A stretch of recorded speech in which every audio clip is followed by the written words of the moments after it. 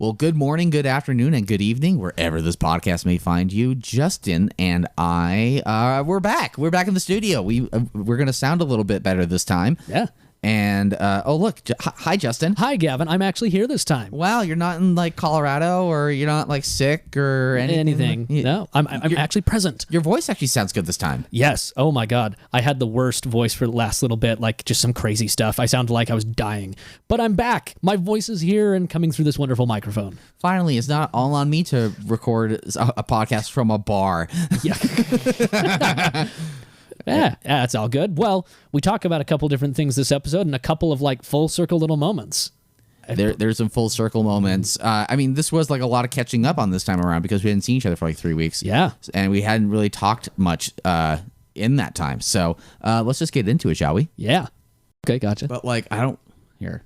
You don't really want to deal with an Osmo? Not really.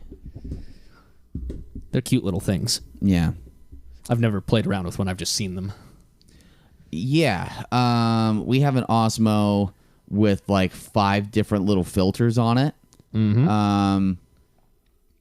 And I think there might be a swappable camera on there. I can't remember if there's like another pod to go with it, but gotcha. But yeah, are we going? Yeah. Cool. You did the thing that I said you should do, and then I forgot about it. And now here we are. So I'm going to crack this open slowly. Same here. You first. Yeah, so basically just crack it like that to let it out. And see, you'll notice it'll like... Pull up. There we go. Oh, actually it didn't. Oh, yep, there you go. See, not a lot, but...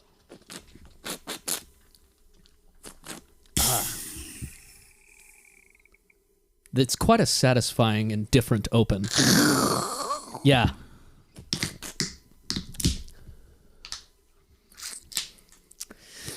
So, is this as close to drinking Guinness as you get? Sure. We were drinking Nitro Pepsi. They have 2 versions. They have regular Nitro Pepsi and then vanilla draft. I love this vanilla draft. This is good.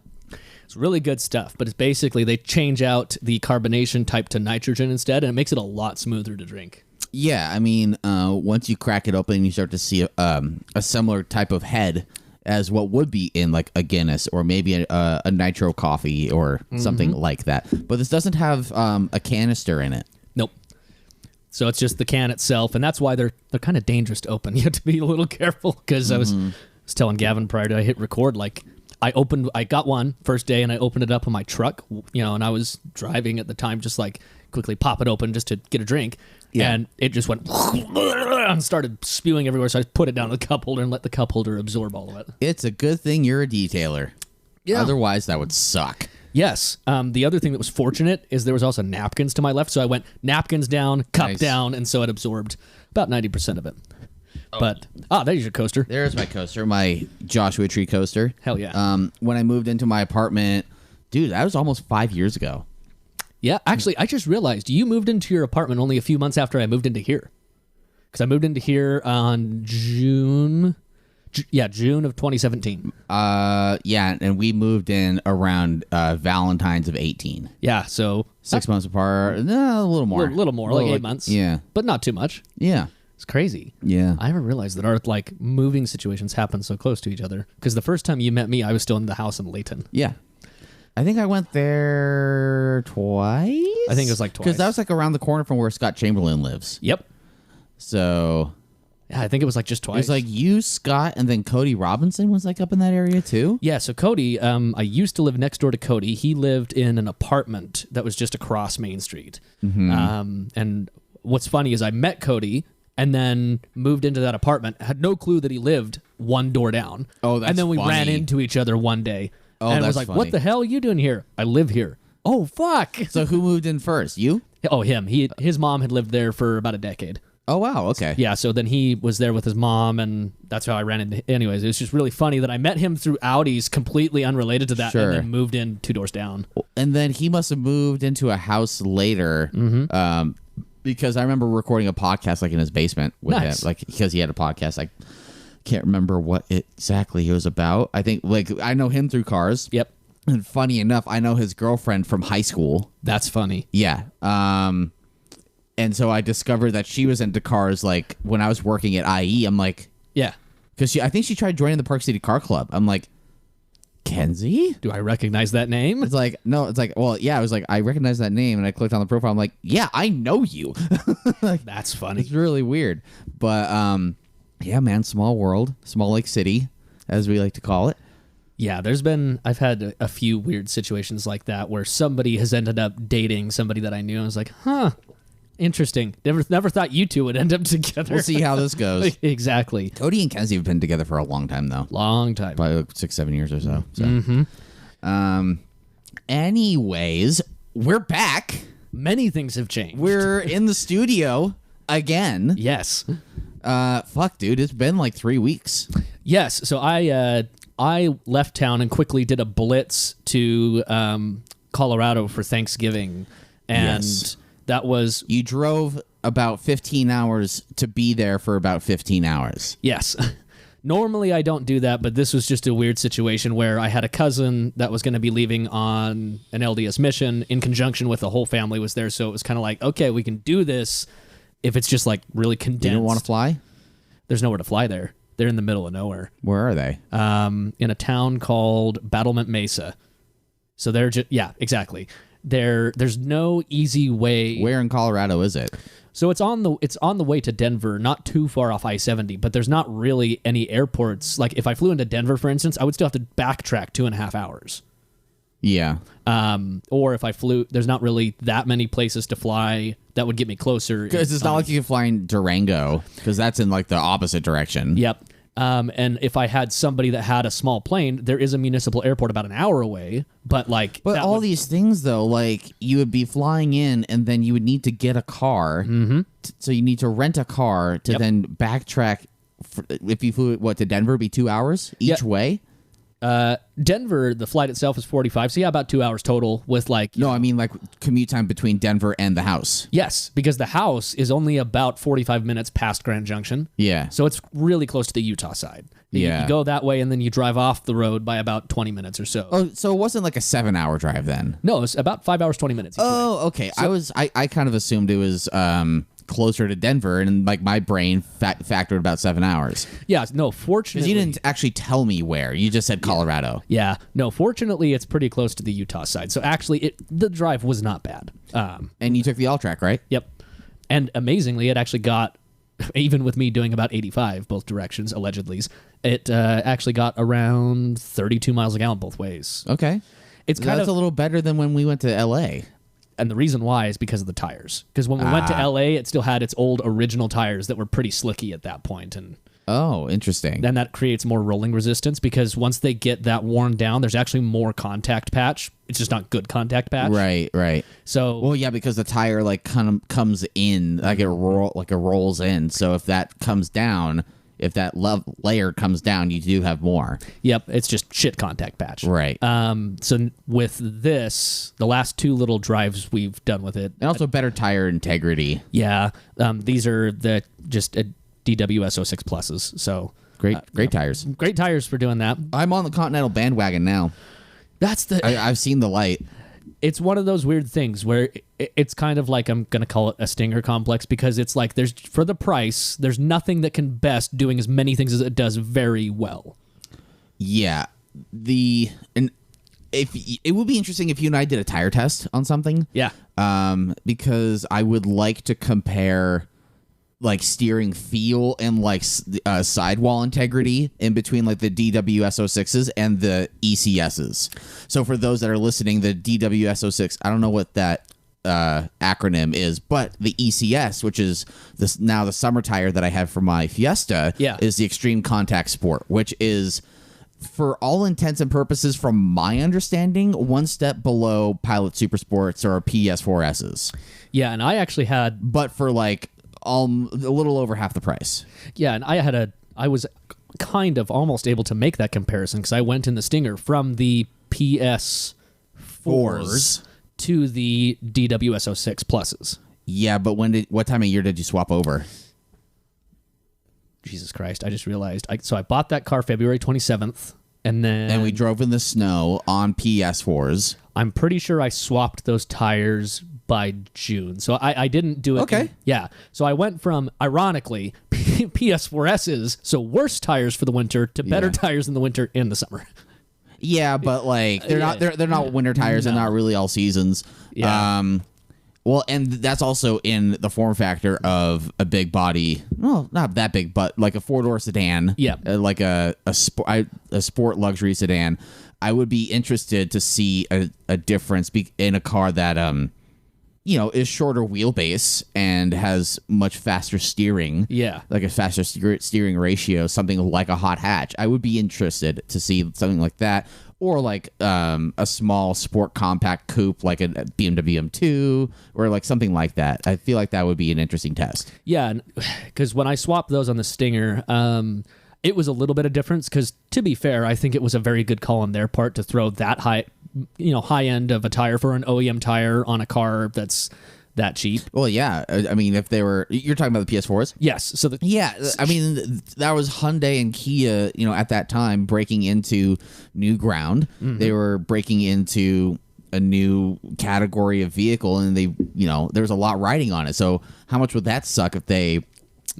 release that car on some like meh Goodyears. Yeah, some real shit OEM tires. Right. The choice... they were swinging for the fences, and, it's very clear that they borrowed people from super reputable companies that had been building great sports sedans for years, for decades. Yeah. No, I do think that would be an interesting comparison if we had the Cajone Muhalas to just throw at stuff with money wise. Well, you know what's crazy though? Like there are tire review channels. Yeah. How much money? Like how do you start that kind of channel? Yeah, you have to like just I don't know, have some sort of endowment from somebody. You have to have some sort of financial supporter of some kind to become independently wealthy. You know what? I almost think what it might be is most of those channels probably started with somebody that was already a bit of a tire snob and already spent money on them. Yeah, exactly. So it was already an expense they had, and then they just continued. Want to turn your vibrator off? I'll have to see if I can even do that. It's a switch on the side, dude. No, that's just for the sound. That doesn't turn off vibrator. Oh. But I got it. No, it had to have been an expense that they already had. Probably. That they then... Well, they were a track rat, I'm sure, of some kind. They're like, oh, well, I'm already spending exorbitant amount on tires anyway. I might as well compare. And then if you're the first one, there are people like me that are, maybe in a shoulder season, and I'm like looking at my next tire, and I'm like, hey, like I've heard great things about a tire at a time, but then seeing things in tandem, they'll take one car like an M235i on a dry and or wet course, and they'll run through like 4 sets of tires, which is wild. It's insane. And you also have to be good enough of a driver to like, go systematically, attack this systematically and, get repeatable lap times. Yep. And see, and to really analyze where tires, fall off, when they heat cycle. You have to be consistent enough to get, consistent times. Yep. That's not a level that you or I are even close to being. No, because most of the time with these, mid to higher end tires, you're not going to actually see the differences until you're above like the 70% send mark, Right.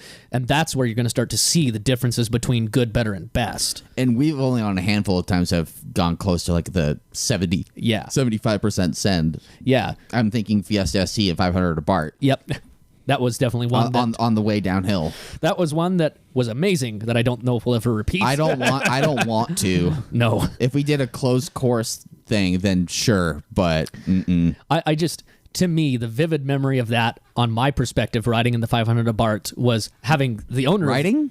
You were driving, sorry. Yeah. Driving the 500 Abarth was having the owner sitting next to me in the passenger seat, and that car being as small and bouncy as it is, like just bumbling along, like boom, boom, and he's just cackling with laughter as we're flying down. Yeah. And it's just this funny scene that's still just plastered in my brain. Yeah, it's not something that will see the light of day on YouTube, but I'm glad that we've had it in our hearts. Exactly. So shout out to Steve and Randall for enabling us to partake in Hoonigan-esque activities. Yes. Speaking of Hoonigan-esque. Yes. That is one thing I definitely wanted to talk about. That's a segue. Holy shit. They really made up for the Audi e-tron video with this. So we're alluding to the new Gymkhana with Travis Pastrana and the Active Aero Subaru Legacy. Holy shit, dude. Dude. Like, here's the thing. Catching air at like $160. Yeah, and then immediately after that, catching air again at like 110. Yeah. Well, flying over a helicopter. It's funny because I was watching that, and I don't know if statute of limitations has necessarily passed, but this wasn't on record, and you can only go by word of mouth here. Yep. But I may or may not have allegedly hit 172 in a car once. Yeah. On some very long and straight road up near the Syracuse area. Yeah. Definitely in Mexico. And you always have the thought when you're going that fast of like, this better go right. Yep. This can't go wrong. And then you think about catching air at almost that speed and sustaining air travel and landing back down again. It's like, fuck. And he didn't land super smooth either. No, he nosedived hard. He kind of endoed.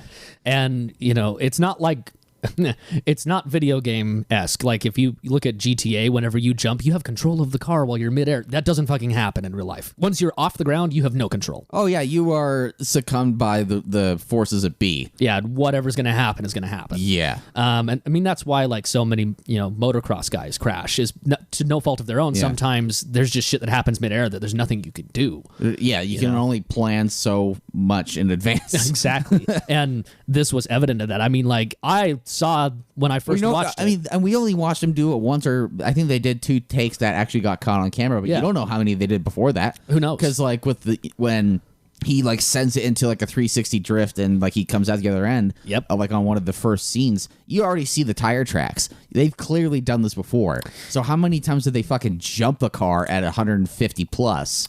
Yeah, and they're pretty specific about, like, obviously where they do it, because something like that is really going to put major strain on the car. So like they don't probably not more than twice at most. I mean, how much is the insurance policy that they took out for this fucking thing? Exactly. It's pretty wild. Granted, it was in Florida, but still. I mean, they had the even beyond the jump. I was thinking when they had him drifting around the monster truck, wheelie endoing. Yeah. Like, if that thing accidentally came down. Yeah. 12,000-pound truck just on the roof. Well, yeah, and they would have, done all sorts of test runs in the monster truck without Travis doing circles around it and just go like, okay, you got this down, yeah. or like, is it okay, like mediocre down? Because like we need this to like 11 out of 10. Yeah. No, the whole thing was wild from beginning to end, and I think it's sad having like had personal experience with like the e-tron GT and stuff, and feeling how really cool of a car that is. I think it's this combination of Ken moving on professionally and personally. I mean, the damn dude's 50. Like, Ken's old. Sure. I mean, for these kind of activities, yeah. Very, very old. He's rallying. Archaic. Yeah, exactly. He started rallying when most people were retiring at 35. Mm-hmm. So the reality is... he was never that competitive in rally, though. He wasn't. It's really an overgrown hobby that taught him very good car control, effectively. Yeah. And so looking at, like... that and the mild disappointment I had in like the e-tron sorry, not the e-tron, the Hoonatron video where they revealed it, where it was kind of like, it was cool. I liked the fact that they didn't include music and that you could hear the car, but it wasn't really that amazing, and it was kind of short. I did have some notes though about the Subaru one, about Fort Lauderdale. I really wish they did the entire video with no dialogue. And they almost did it. And then at the end, it was the corniest fucking shit. It was so goofy. They could have done away with that whole WRX thing at the end. Yep. There was even that thing with Cletus at the light. Like, they could have, like, nixed that. They could have just given each other the look, because all of us car guys and gals know the look. And then just take off from a fucking light. But it didn't ruin the video for me. It was still really cool. I was just like, oh, fucking come on. The Cletus thing, I was kind of like, okay, whatever. But imagine also being Cletus and being a part of it, and then being told, like, you have a line in this. Yep. I'm sure that feels amazing. Yeah. But at the same time, the Subaru thing, I the second I saw the end portion, the Subaru thing, We knew exactly what was going to happen. Yeah. It was going to be an ad. Exactly. I knew exactly why that was there. And to be fair, if depending on whatever cogs were moving in the agreement to include that, like, it could have been done worse. Like, it was really corny, but it was probably on purposely corny just to make it not feel super like an ad. Well, Travis is kind of a corny guy. He is. So that it felt kind of on brand for him, but as if looking at the video in a vacuum just by itself. Actually, come to think about it, so that section is what I would actually consider a sponsor spot more than an ad, more or less, where it's not, because like an ad can be as simple as somebody's logo flashes up on screen and goes away. Well, yeah, that's the whole purpose of Black Rifle Coffee Company with the helicopter. Yep. The way I view that is that actually I think is the first time in any Gymkhana film that they've had an actual like sponsor spot. I think so. Because other than they've usually had just like Toyo tires will flash up and like know the sponsors are known. It's just their brand. They'll bookend a video of sponsors at the beginning and at the end. Yes, but then they did this with Subaru, and I mean, it was cool to see the new WRX get sent on tarmac, dirt, and snow. Yeah, that was pretty cool to see. But the whole sponsorship thing with him at the end with the tacky, corny used car salesman wig and the jacket and all that stuff, and I could have done without it. No, same here, and that's the thing that's difficult. There's probably some corporate bullshit that went on in the background that said, in order for us to, include this or pay for this, you have to do these things. And right. Because who knows what Subaru's involvement was with the build of that car, too? Yeah, could have been. It could have been like, hey, you can do this, but we need to promote this new thing because, like, people were making fun of us. People don't like it. The people don't like it, and they need to see how great of a car it is. So. Yeah, so that kind of sucks. But at the same time, fortunately, the rest of the video, to me, kind of outweighed that by a long shot. I mean, fuck. I actually saw Ken tweet at Travis Pastrana saying, I always thought about doing, like rail riding a car, like skateboard style, but you won, sir, and like gave a clapping emoji. Yeah, that also makes me wonder if there had to have been like skids that would like go underneath the axles. Yeah, I was thinking that same thing. There has to be. I bet you what they did is in the tub of the car, they probably tubbed it up a little bit so they could build everything a little further up, like the exhaust mainly. Yeah. Then be able to just metal plate the whole bottom, kind of like a supercar. Like most, for instance, R8s or most supercars. Carbon tub cars. Yep, carbon tub cars. Most mid-engine ones have just basically flat paneling across the whole thing. Mm-hmm. And then arrow at either end. Sure. So they probably just basically had 1/4 inch thick aluminum or steel lining the whole bottom. Yeah. So pretty cool. Yeah, no, pretty neat. I mean, a great production otherwise. Props Pastrana. I mean, in the filmography was great. I had no qualms with that. Like, they did fucking amazing, as they usually do. To be fair. And that's all Brian Scotto. Yes. Nope. Exactly. And just. I was really happy to see that. And even so again, we reference him quite often, but Carson, who's a major Ken Block Hoonigan fan, saw that and he's like, oh yeah, that just he should be on next, by the way. Yeah. Yes. We should have him on. We should, for sure. But he, being a major fan, was like, oh, that's instantly either my first or second favorite Gymkhana. It's up there. Yeah. It's fucking up. It would be interesting. I could see us doing a thing during a party where we do like a drinking game. Oh boy, we should come up with the Gymkhana drinking game, but like binge watch all of them. Yeah, go from the first to current. Yeah, because I've seen all of them. I've definitely seen like 5th to 10th most, because those are the ones that came out when I was in high school, like right in my prime of YouTube watching. That's so funny, because I remember the first one dropping when I was in high school. Yeah. And I sent that to my film professor, my film teacher, and I'm actually curious when exactly the first one dropped. Oh, the first one I think dropped like 07 or 08, and so it was maybe like a year or so old when I sent it, or when I first watched it. Yeah. Let's see. It was something like maybe it was 08, 09. It was somewhere between 07 and 09. It actually blows my mind that, even like ClimbCon was almost 5 years ago. Yeah. Approaching 5 years. Yeah. Pretty wild. And that depends if you count that in the history or the lineage of the Gymkhana series. Yep. And let's see. Because I mean, the series was pretty revolutionary. Like nobody had really done anything like that before when they did it initially on YouTube. So, Gymkhana 1 is showing a post date. Oh, that's somebody else. Yeah, I saw that one, which was 11 years ago. Yeah. And for some reason, it's Camelot Racing posted a video in 2008. okay. I think that's it. Yeah. Yeah. So 2008, and that's where I figured it was. But it's pretty wild to see that. I mean, at that time, like that was just with what I know about Ken and what he did. That was right after he had sold off everything to do with DC. Like he had just sold off everything to do with DC. Just started rallying in 2007 when he went into training to do rallying. So that was just him and Scotto just fucking around. Yeah. They didn't, I listened to, I don't remember if it was a podcast or something, but he basically described like at the time we were just digging around. We had this cool idea. We had no clue it would turn into what it is now. Yeah. Like it was all just innocent fun. It's funny because I've actually, I've seen this car in person. Oh, really? At Hoonigan. Yeah. Nice. Yeah. Which was super rad to see. Yeah. But, yeah, we should do a party. We should have a party and like come up with a drinking game. That would be funny. Yeah. Hold on, I'm actually going to see if that's already been done. Oh, it probably has. I mean, I wish drinking. I wish I knew more statistics about them because little behind the scenes, movie magic. None of the Gymkhanas are filmed linearly because they can't be. Like they're all different segments that are just stitched together and planned. Because, for instance, he goes through 30 to 50 sets of tires, each one. Like, that's the thing, is they're really cool to look at, and this new one was no different, but... Yeah. I also had that thought while watching, too. Like, how many sets of tires did this take? But mainly because of that reason alone. There isn't a way to actually do that much driving like that in that short of an amount of time because of just tire carnage. Oh, yeah. So, like...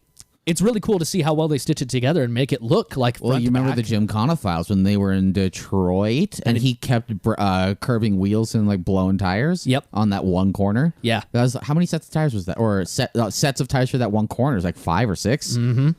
And that's common even if a wheel doesn't touch a curb because they only last like a few shots.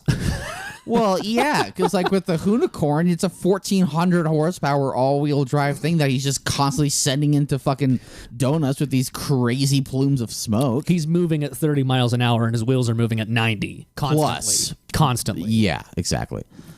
So shout out to Ken Block. Shout out to Travis Pastrana. And even Scotto and the whole Hoonigan machine in general. Yeah, because they need the shout out. Yeah, exactly. Because we're going to make a dent in their in their viewership. You're welcome. That video is almost at 10 million already, which is wild. That is nuts. In only 5 days. Imagine the revenue from that. Imagine the ad rev. I mean, ad revenue is probably 2% of what they earned on that video. It's all the sponsorship. Who knows, how much. Because there's a lot of non-monetary sponsors like Toyo Tires is a non-monetary sponsor. Right. They just throw tires their direction. Right. But God knows how much Subaru paid for that ad spot we just mentioned. Yeah. It might not be as much as you think it is. Yeah, exactly. It could be. It's hard to say because it's not like it's a Super Bowl halftime ad. Mm-hmm. Could be anything. But it's one of the also most highly anticipated automotive series in all of the internet, really. Yeah. It's Gymkhana and Top Gear. Yep. Well, what Top Gear used to be, not anymore. Yes, exactly. It's the Grand Tour, Gymkhana. What else is like super highly anticipated in the automotive world for as far as like uploads and shit? I mean, there's a bunch of medium-sized ones in like YouTube creators stuff. Yeah. Car Trek's in the medium category. Car Trek's climbing. Have you seen the latest season? I've not. Okay. I think I've actually missed the last 2 seasons, to be frank. Okay. Yeah. So I watched this last one. Okay. It was cool. I enjoyed the cars that were in it. This is going to be... there might be some hot takes in here. That's fine. I enjoy watching Freddie. I identify with Ed the most, and I don't think that's going to shock anybody. No. The more... I become more and more frustrated with Tyler. Always. That's not surprising. Yeah. I don't necessarily feel like he deserves the credit he gets. And I'm sure a lot of that is also baked into the writing of the show. Yeah. It just frustrates me how the concessions are clearly made for the show in order to force some sort of story. Yeah, which does seem a bit disingenuous. I'll still show up. Yep. And watch them all because I think it's at least interesting and it's something to look forward to. And they're about to drop another one in time for Christmas. Yeah, and they have, to be fair, despite those things, I would say they've been doing pretty good on being relatively creative with some newer ideas. Yeah. You know. Well, yeah, and the most current card trek was kind of a spin-off of the first card trek because the first card trek was what kind of used supercar could you get for the price of a new Corvette? Yep. This current one is the price of a new Corvette Z06. Gotcha. Yeah, that's... And then Freddie was able to... They never even really get to the crux of why or how, but Freddie had his McLaren. Yeah. His 675 LT. The one he rebuilt. Yeah, which is now a $250,000 car. So he's like, oh, well, maybe with ADM it could be that expensive. I know. See, with me, between those three, I fall somewhere... I fall smack dab in the middle of all three of them. I don't fully identify with any one of them because I sometimes am a little zany like Tyler, but with the mechanical skills of Freddie, but with the smarts of Ed, like when it comes to like making good financial decisions. Okay. So like I kind of end up... And the thing about a good show, especially a good show with the trio, is you want the audience to identify with every single person. Mm-hmm. I fucking don't with Tyler. Yeah. Freddie has... I don't mind Freddie. Yeah. Freddie is fine. Yeah. He's okay. I like Ed. I don't think Tyler should fucking... I don't know. Yeah. I don't know. I get it. Tyler is very much not the type of creator you would watch. And like... Yeah, you see how he drove... well, you didn't see the season. Yeah. He fucking sent a 458 off a corner. Actually, Freddie did too. Yeah. But no, it was at Thunderhill. There's a hill at Thunderhill, and there's like a set of S's, kind of like not quite like Attitudes. It's actually more aggressive than Attitudes. Gotcha. at UMC, and they didn't see the fucking corner at the top, and Freddie sent and smacked his 675. Gotcha. And also, you've gotten a little close to the mic, so I'm hearing a lot of like intense breathing. Sorry, You're good. You're good. you should probably re-level me, and I'm just gonna try to talk normal. Yeah, as long as you're like, you're good. But I also noticed the other times that we've talked, or that we've had the podcast. If I keep it further away, I can feel like it's more of a conversation than a podcast. So I'm just gonna keep this here. If you want to re-level me, Okay, just a second. want to boost me back up again. Sorry, audience. Getting kind of intense. Okay. Almost there. Yes. I mean, that sounds good to me. Yep, there we go. Sweet. Cool. Hell yeah. And we're back. Yep. I don't know. I get easily frustrated with Tyler Yeah. for a lot of things. I think he's just a cringy person. Well, I think that's the funniest part is that Tyler is the one that's actually not playing a bit. That's just him. I hate that. Well, I don't think Ed's playing a bit either, though.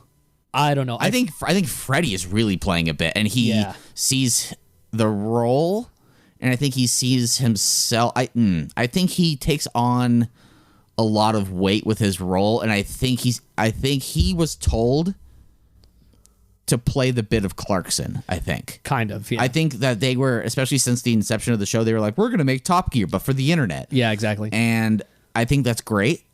I think Freddie is the least genuine character of the three. Yeah. Because he is clearly trying to be Clarksonian in his approach, which I don't necessarily agree with. I think if you're going to make your show your own, I think you need to be the most yourself with that.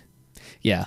No, I because like when anybody starts out on YouTube, since the inception of Top Gear, obviously Top Gear has been around for forever. Yeah. I'm kind of loose with my words right there, but let me be a little more tactful with this. When it's an easy trope for people as creators to watch something like the old Top Gear episodes and to become inspired by that and to want to make your own. I wanted to do that when I was in high school. Oh, yeah. and I wanted to do that well after high school. But it's not genuine. Clarkson, when that show was even blowing up, and even before then too, was like, he was himself. Yeah. He was to a fault. Yeah, he was painfully himself. And it's disappointing to see creators at that level of, like, with the Car Trek guys. Yeah.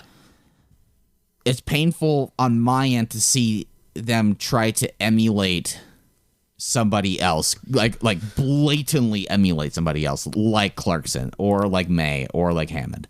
Doesn't matter who it is, but Clarkson is the most easy and obvious choice.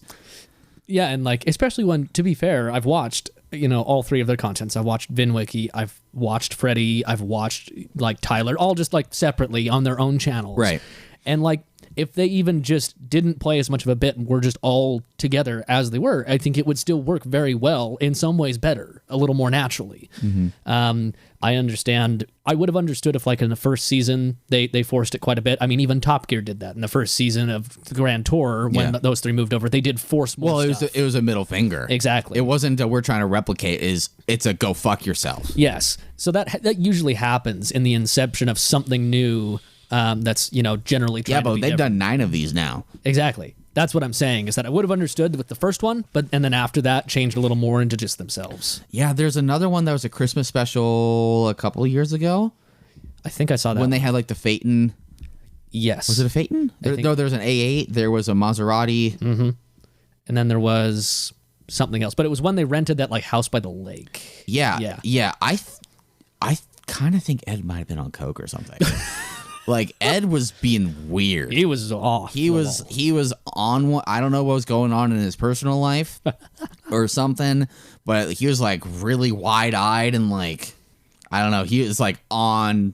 Yeah, he's on PCP. Whatever. No, like seriously, like he might have been on coke or something. I don't know. He does live in Florida.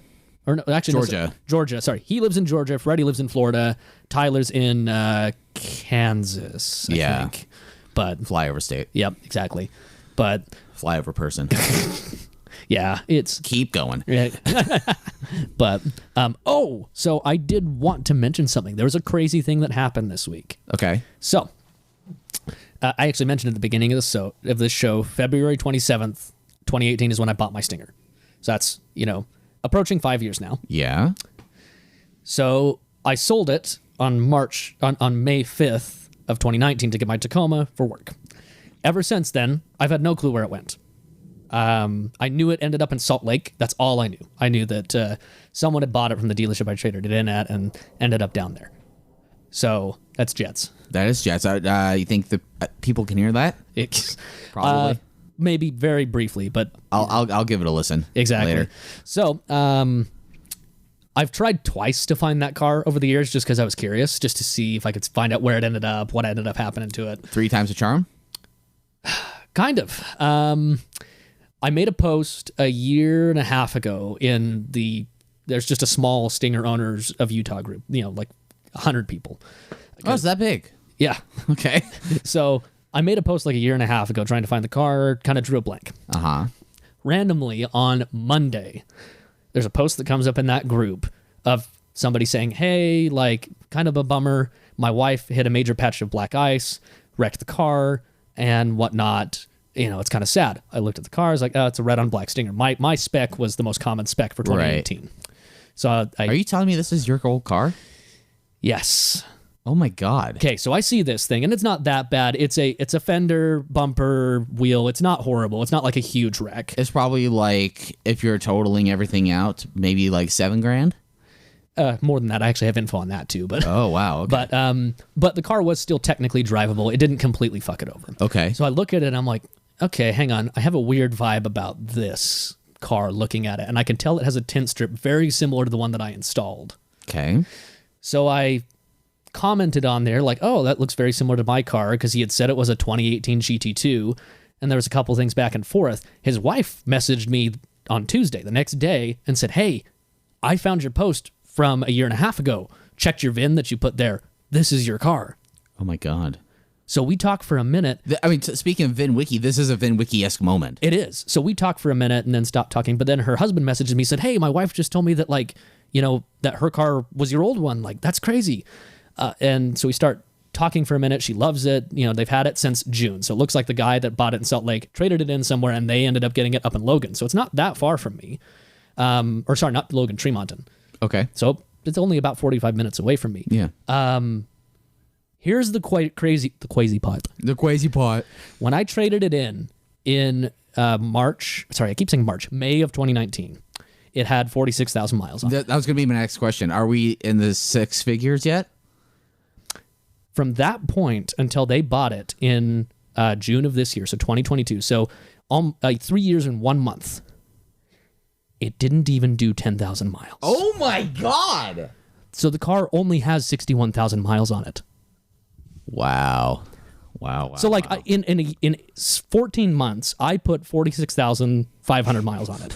Okay. Then the car went into retirement for 3 years. I was going to say, this is like opposite ends of the spectrum, where you put 44,000 miles on in 14 months, and then 3 years go by and it's put on less than 10K. So the dude that bought it and had it in Salt Lake, maybe he was at a second home, God knows. But he put like 3,500 miles a year on it. That would actually be a really great second home car. Yeah. Oh, it'd be fantastic. For here. Yeah.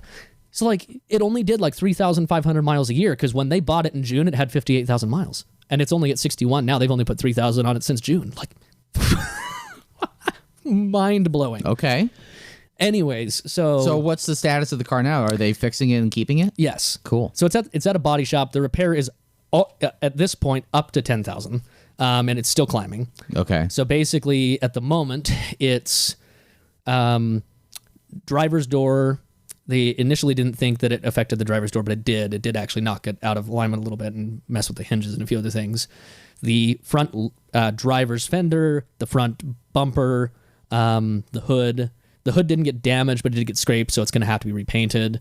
So, and then a headlight housing, a wheel. Has your scratch that you put in the passenger side rear been fixed? As far as I know, no.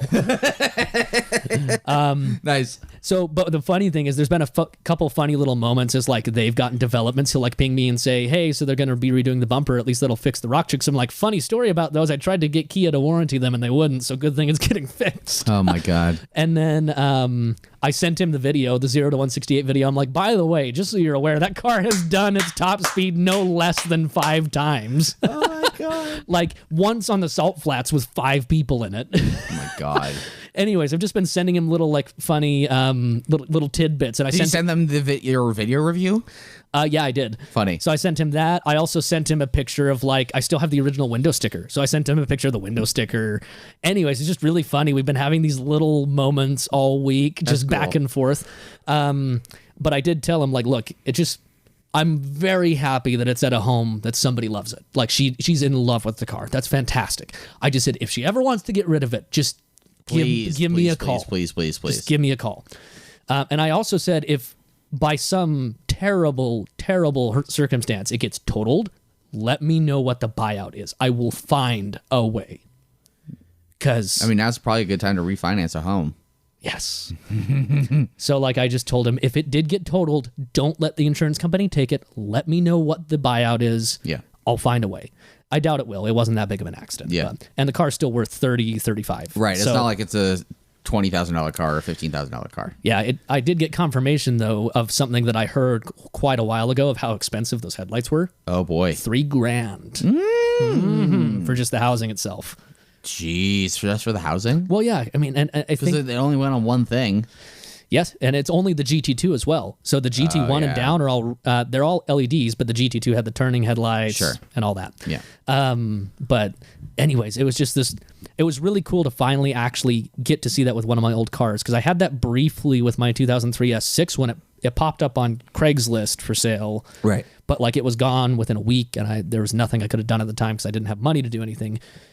It's just he also mentioned that like he thinks it'd be funny if we met up once so I can actually see the car again. Well, like during the storytelling process, I did have the thought of what if we did a 5-year tribute or 5-year anniversary with the car. Yeah, and the fact that it's not even at 70,000 miles yet blows my mind. There's also that, but No, like having hindsight and retrospect of a car like this after 5 years. My first new car, my first like car that's not only new, but my first car that's like modern, because it was my first car that was modern. Sure. A first car that is kind of like mid to higher end on the spectrum within its like time, because like, okay, my Audi and my Saab at their time were, really solid mid-end luxury cars. They're not low-end by any stretch. But by the time I bought them, they were all well outdated. Depreciated. Yeah. Yeah, so we'll see. There was a couple other small world moments that almost happened within this whole story. So he told me that when they bought it, the dealership had quote unquote paint corrected it, and it looked like ash, like somebody had just, taken basically a drill and just through the whole car. So what's funny is that he told me that he had it polished and ceramic coated when they first bought it. And I was like, that's funny. You're not that far from me. I wonder who it was. And I thought it was going to be a friend I had up in Brigham City. Sadly, it wasn't, because that would have been even more funny. Like, oh, you polished my old car and shit like that. Yeah. That didn't quite happen. But I might even gain a job from it, because he's like, oh, well, you run a detailing company. Because I just told him I run a detailing company. That's why I sold that car. So he might have me polish his truck. That's funny. We'll see. So many developing stories on this, and we'll see how long it takes to get fixed, because there's a possibility that the front bumper might be delayed like a month or more. Supply chain bullshit. Yeah. So we'll see how long it sits. I'll update if I hear more. That'll be cool. That's cool to see. It was just, when I got that message, I was working and I was like, no fucking way. There's no way. And then I went home and got the message. Yeah. Then I went home, and then Tuesday morning got the message from the wife and double checked the VIN. I'm like, way indeed. Congratulations. Yeah. This has been a long time coming. I know. Like I said, that's why I started with, I tried to find it twice, and really I didn't try after that. She found my post. Yeah. Yeah, that's fucking cool. I should do something like that with the Outback XT that I had. Yeah. Because it's not that I bought that car. So a little side story about myself. In 2004, my dad sold his 964 Carrera 4. Yeah. For, as I like to tell people, $20,000. Way too low for now. But back then, that's what those cars were worth. Yep. They were underappreciated back then. And he sold that because he, was like kind of done with his Porsche, what he called his Porsche phase, even though he got another 911 turbo later, much later. But he sold that because my mom at the time in 2004 was driving a 1992 Subaru Legacy, black on tan interior with tan cloth, and used that to drive back and forth between Park City and Salt Lake. And she needed a new car. Yeah. And the current gen at the time, I guess 3rd gen Outback / 4th gen Legacy, depends however you want to slice and dice that. Yeah. Just dropped for the 05 model year. And so my dad sold that, and he told my mom, like, hey, since I'm selling the Porsche, we're getting the turbo. Nice. Yeah. He's like, if I have to get rid of my sports car, we're going to get the turbo Outback. So, yeah, for those that don't know, it was a silver opal is I think what the color combo was, because of the cladding. The opal was the cladding. Yeah. And it was that with XT, no sunroof, cloth seats with the Momo knob, the factory Subaru Momo shift knob with like a little bit of leather on it. And Momo made a steering wheel for that car that didn't have any radio controls. It was just buttons for the up and down shift on either side. So that car was my mom's daily for about 8 years. And I come back from college. I needed a car. She kind of wanted a new car. So they got like a CPO Outback, like a 2012 Outback. Yeah. That actually belonged to somebody at corporate, I think, before. Interesting. Okay. Yeah. And so she got a new car. I got the hand-me-down, which was a great hand-me-down for me. Yeah. 250 horsepower. For a 19-year-old, 250 turbocharged horsepowers. Mm-hmm. So, and I got into a lot of trouble with that. I had it for about 5 years. I drove it from 112,000 miles up to 191,000 miles. Took it in to get an oil leak looked at. They diagnosed a head gasket problem, and also rear main seal was basically shot. Yeah. And so it was time to say goodbye. I have memories of like my first girlfriend driving around in that thing, getting started in the automotive photography and video world. I met Todd and Paul from Everyday Driver while that car was in my ownership. I got a bunch of speeding tickets. It was the perfect car for me, and it broke me. It started to break me, and there were some other things that happened the same week that car left my life. Yeah, but I did some not digging, but I found a work like a write up, like a receipt from Nate Wade Subaru with that car's VIN on it. Gotcha. Yeah. So I have the VIN. I could go digging. I'm also fearful of finding out it's dead. Yeah, it probably is. Yeah, there's a couple. Or even worse, another 19-year-old could have gotten their hands on it. Third time. Like, it's like two 19-year-olds down the chain now. Yeah, exactly. Yeah, who knows how bad it could be, because that's the difficulty. So I have, for instance, VINs. I have the VIN from my first high school car, my Mazda MX-6. However, the reason I haven't ever dug into that is I sold it to a friend when I left for my very brief stint on an LDS mission. Mm-hmm. And that friend, I told him that, like, by the way, you need to fill up with oil, probably every other fluid fill up, every other gasoline fill up, and transmission fluid, because it consumed oil and it leaked tranny fluid. Okay. He didn't do that. Either of those things. The engine went first. Okay. And then he tried to come back at my dad saying, "What? This is bull crap. I've only had it for 2 months," and crap like that. And it ended up. All I know is that I'm pretty sure it ended up in a junkyard somewhere. So I haven't tried to find that one because I'm pretty sure it's gone. Yeah. The only one that I honestly, now that the Stinger's been found, the only other one that I would want to find is my Audi 200. Because as far as I know, it's still alive. I have the dude's phone number. I've tried a couple times over the years to contact him with no luck. But your attempts have been text only, right? Yeah. No, I tried to call him once. Oh, you did? Okay. I did actually try to call. 1 call, 2 texts is what I've done in the past 6 years. Okay. But I still have the VIN. I still have documentation that I could try to find it.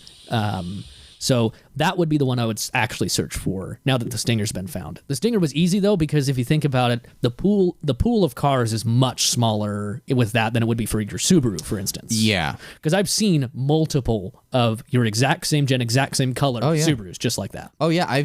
It's this past week I saw like 5 of them. Yeah. They are kind of everywhere. It bugs me. Yeah. They are kind of everywhere. And it's like, it's possible that one of those was your old one, but there's just so many of them, and it kind of would take quite a while of weeding through VINs. I'm actually going to hop on Auto Tempest right now. I want to see what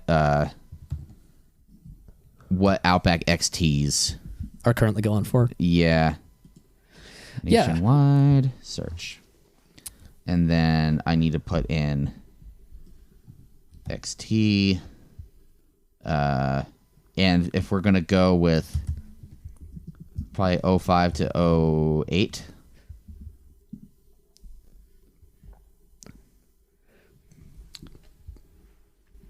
I'm not getting anything.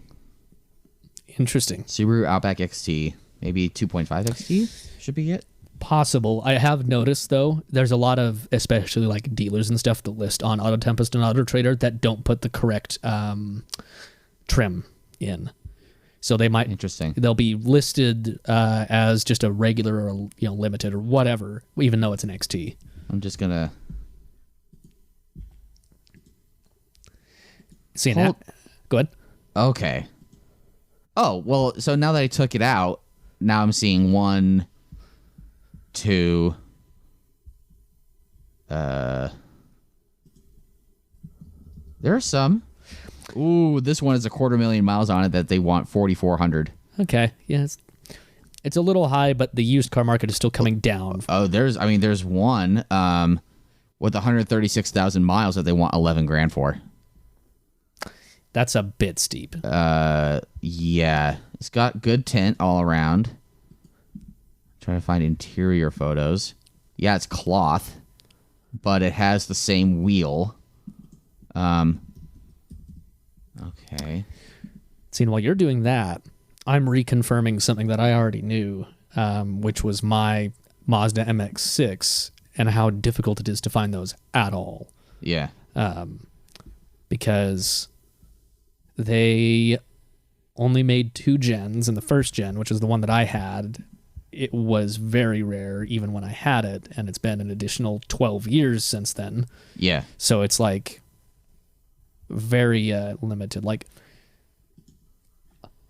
there's 1 total listed in the entire nation on Auto Tempest or on Auto Trader, but it's a new gen one.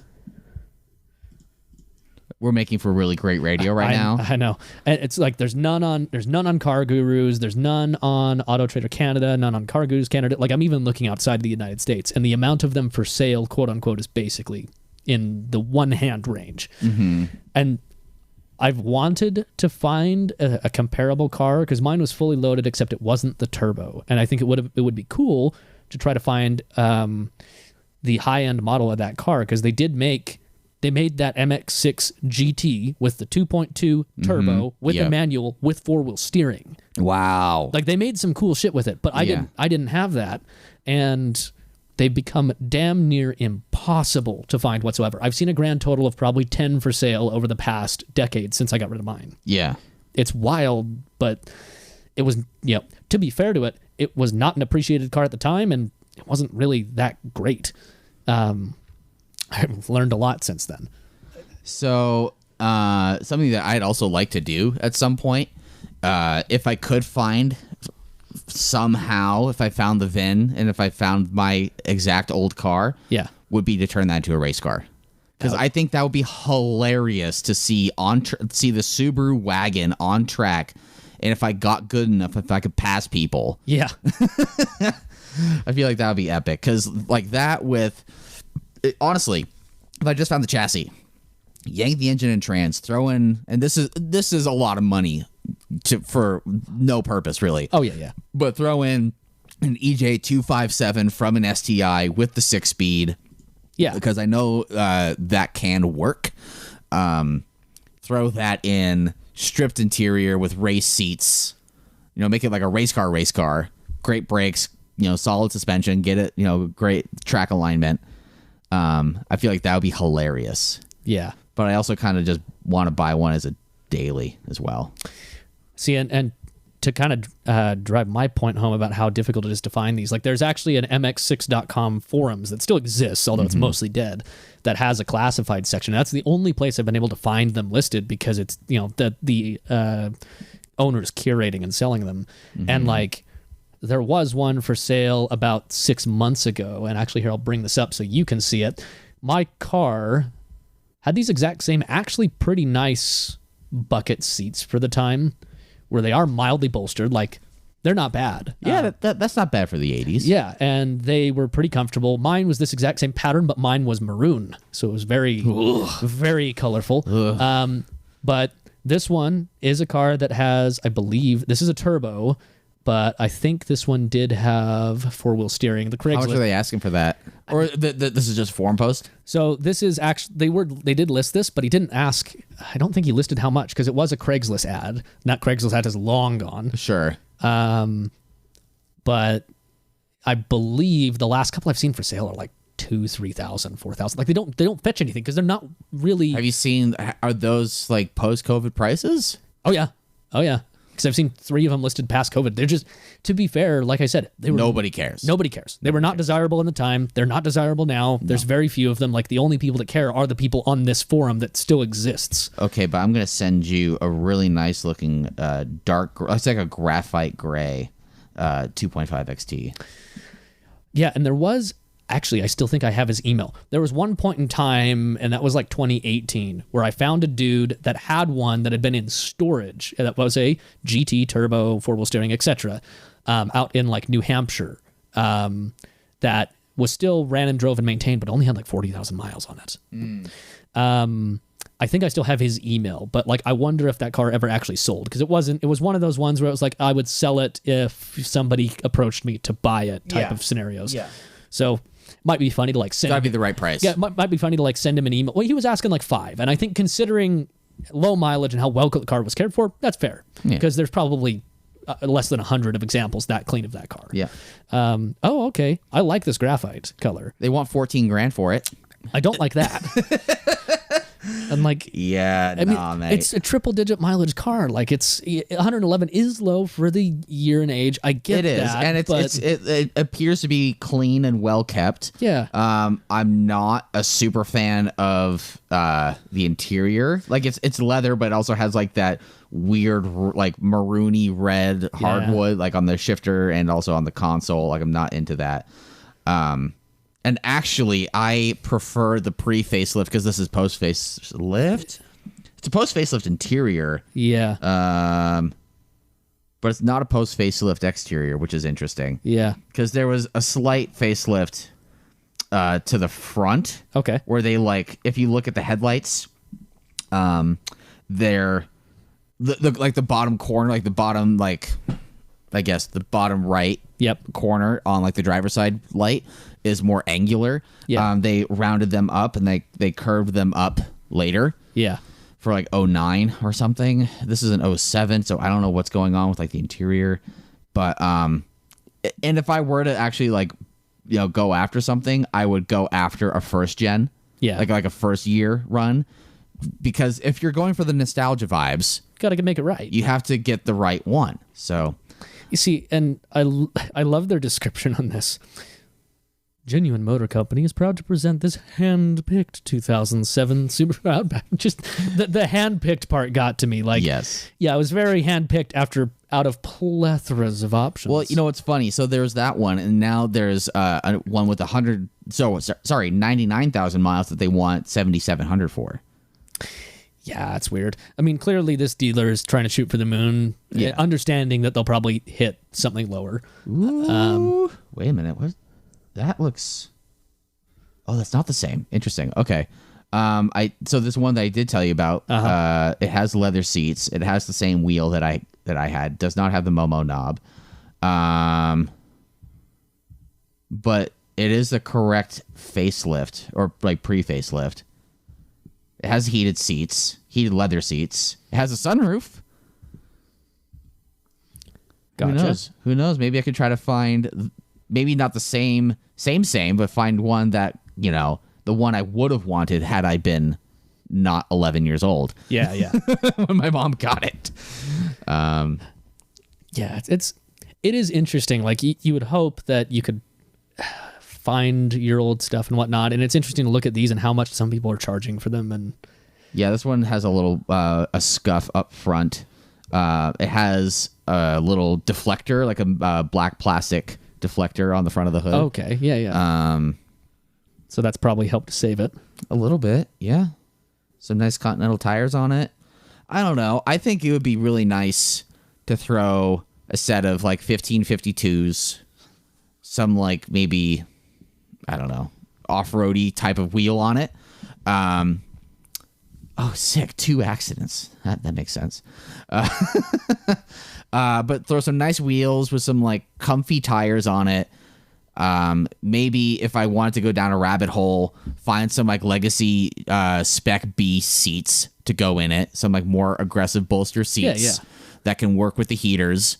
Throw in a Momo knob, like a clean, like OEM quality Momo knob. Yeah. And then like intake, downpipe, tune, exhaust. It'd be a sweet little... And then like done. Yeah. I mean, that alone would already be a kind of sweet thing. How much would you strip out of it, do you think? I mean, if we're talking dream spec, yeah, I would... Oh, if I were to do seats, I would have to do the front and rear. Yep. Because that would be weird to have just 2 front seats that were out of a GT and then have like... But so let me send you this one. Okay. It's the same paint, but it has black leather seats. It's a very similar spec otherwise. But the dream spec would be to probably get new old stock suspension and just keep it nice and soft. Yeah. Not try to lift it. Don't try to make it a race car. And that directly contradicts the thing I just said like 5 minutes ago. Yeah. But what I would legitimately try to do would be to just have a nice daily. Legacy GT seats, or Spec B seats. Yeah. Momo knob. Maybe refurb or replace with the new old stock steering wheel. Yeah. Because that one I think was a little tired. And wheels, tires. stainless steel lines with .4 fluid. Mm-hmm. I don't know. I mean, that's the thing, is that's what those cars are best at. They're just fantastic dailies. It was quiet. It didn't get great fuel mileage, I will be honest. And I did drive it like an absolute cockbag. Yeah. But when I was driving it harder, my average was like 18.6. Yeah. So it wasn't terrible, but it wasn't great. It was tolerable. It was fine. Yeah.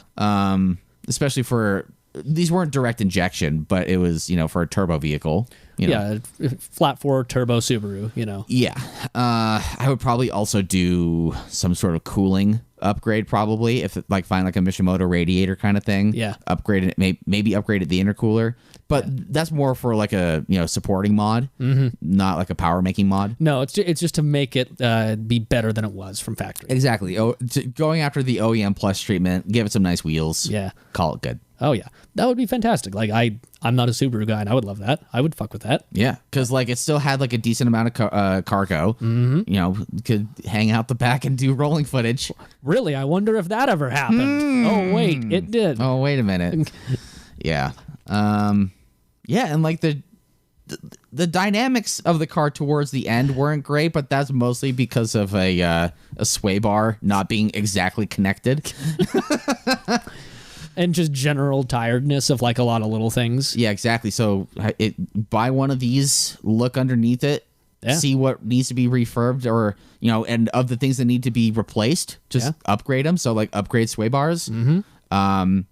With as far as like shocks and coils go, just get new old stock. Try to find like the best new old stock I can, or if not, okay, then it gets a little bit of a lift. Yeah, and like maybe not try to go overlanding in it, but maybe give it like a more tough look. Yeah. That'd be kind of cool. Yeah, and even just all the rubbers, relatively cheap and easy to just go through and replace like all the bushings on like the control arms, things like that. Mm-hmm. Yeah, we actually did. We replaced one of the control arms during my ownership with it. And axle, actually, within like a month of each other. Gotcha, yeah. Yeah, like all those little rubber things are relatively cheap and easy, and also very, very core to making the car feel much better again. And that's not a Subaru thing. That's a car thing, in general. Period. Yeah. A lot of people... rubber breaks down. Rubber hardens up and it cracks. When most people have a car for long enough that they don't notice the slow detriment of like those things getting looser. Yeah, and they get rid of it before it actually becomes a problem. Mm-hmm. Yeah. Yeah, that was... with my actually 2003 S6 again. When I first got it, it went in the garage and was up on stands for like a month because every single control arm was screwed. Yeah.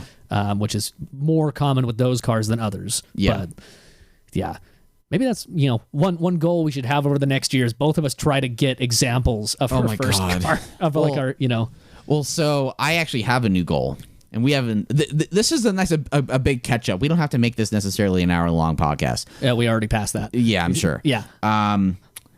But so I'm making more money now than I ever have before, as far as like a salary is concerned, and I have a hole to dig myself out of because of my 4-year tenure at a flower shop that didn't pay me very much money. Yep. So I'm digging myself out of a hole. Mm-hmm. That's the next year is what's gonna happen. And like I'm taking a trip with my girlfriend in California, next month. Yep. But after that, it's gonna be hardcore savings time, and especially if my work still like me, and if I still like them, and I might get pay raises, then fine. Yeah. So the first goal is dig myself out of my financial hole. Second goal, well, I'm also gonna buy a watch. Yeah. Okay. Not a $40 gold Casio, but an actual like a big boy watch. Yeah. Then comes the fun part. I want to own a P car product by the time I'm 35, which is very attainable. Like that's actually a pretty good goal. And I don't want to finance it either. That's the harder part. Yep. I want to buy that shit outright. Because I want that shit to be mine. Yep. Like, I don't want anyone to take it from me. Not that I've had people take cars from me before, but I want that one to be mine. So that is going to be my next journey, I think. I might go down a slight rabbit hole of which $35,000 to $50,000 Porsche do I want? Because if I can, like, stow away, like, $1,000 a month, throw that shit in savings. Yep. And... I'm 29 right now. Give me 5 years. Yeah. Easily be able to do it. Like, there's that. Or if I did want to finance something, be like, what can I throw $50,000 at as a down payment? Mm-hmm. A lot. That's GT car money. It's a sizable down payment. Yeah, if I threw down 50 grand at a $90,000 GT4. Mm-hmm. Like a $40,000 payment is totally tolerable for that car. Yes. Yeah. That could also allow me to either finance that straight up or maybe split the down payment, take 20 grand, stash that to the side, get the car, then go to Sharkworks and get the short gear treatment and make that car fucking perfect. Yep. It gives you options. That's the advantage of cash like that, is it opens up all sorts of doors where if you wanted to pay cash for something outright, you could. If you wanted to split it, you could, whatever. Yeah, because at that point, that can be the fun car. Mm-hmm. I won't have the Fiesta at that point. No. As much as I love it, as great as it is, it's going to be a really tired old Ford economy hatchback. Yep. So there's that. Yeah, you'll definitely have something else in the stable, whatever it is. I'll have a comfy daily at that point. Mm-hmm. Fuck it, I might have a 2.5 XT. I'll go older. Yeah, basically go buy one that's in decent nick for like $5,000 and go just send it to a shop and say, hey, do everything. Like rebuild the suspension, make sure the engine's top notch, everything. Yeah. No, and I think that's actually undervalued from a value standpoint. Like, people view it as, okay, you're just throwing money into a car way more than it's worth. Yes, you are. If you just look at it in a financial bubble, it's kind of painful. But if you look at it from a usability bubble or whatnot, doing that is much better for the environment, much better for just general sales and cars, for values.